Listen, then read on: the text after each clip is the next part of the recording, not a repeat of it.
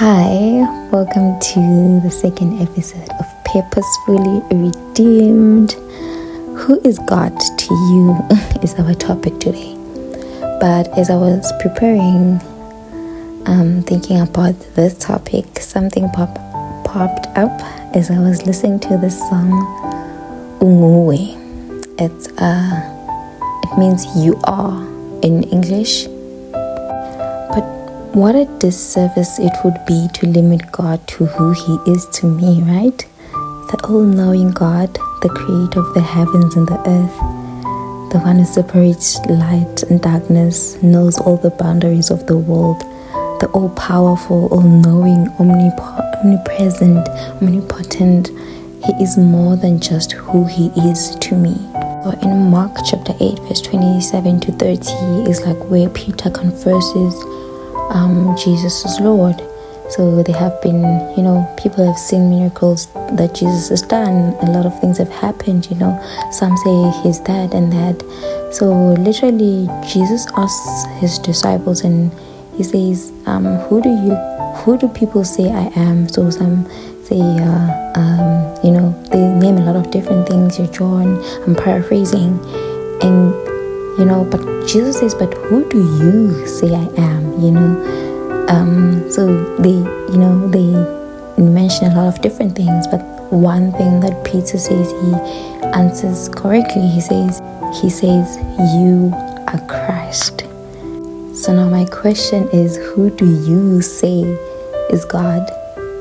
So I was listening to Smidele, Heaven and Earth, and then, she describes, she says, to know you deep, God, is heaven and earth. And she also goes on into light in my darkness, meaning God is the light in His darkness, in her darkness rather. We can all agree that for one to say they know someone, it requires some sort of a relationship, like a friend, a colleague, a neighbor. But for you to know someone deeply requires an intimate relationship, like a spouse, a sibling, a best friend, a father. I'll make an example with a spouse. Some may say your spouse is a quiet person, a nonchalant, or even introverted because of a surface relationship that they may have with him or her. But you know that that's not my person. My person is outgoing. My person is loud. My person is adventurous because of how deeply we have gotten to know that person. Now, even when people say, like, why do you even worship God? Why are you so persistent and consistent, with this God thing, quote unquote? Are you able to describe God even in the uncertainty, that even when it's unclear, but because I read God's word and trusted and have seen that He is not a man that He should lie, that He is who He say He is, that regardless of the blessings, He is the Messiah, that He's still the same God who parted the Red Sea, the same God who shuts the lion's mouth, the same God who rescued Shadrach, Meshach, and Abednego from the fire, the same God who helped David with Goliath.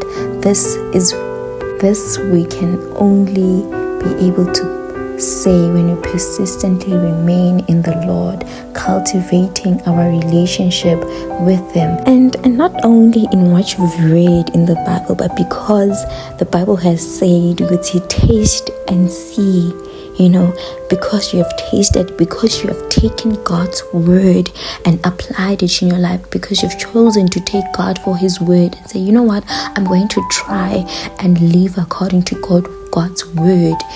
Because I've seen and I've heard people's testimonies. I've seen these testimonies in the Bible. So I am willing to do it. I'm willing to take God's word upon myself and see what He does. And He has blown my mind in this intimate relationship that I have pursued with Him.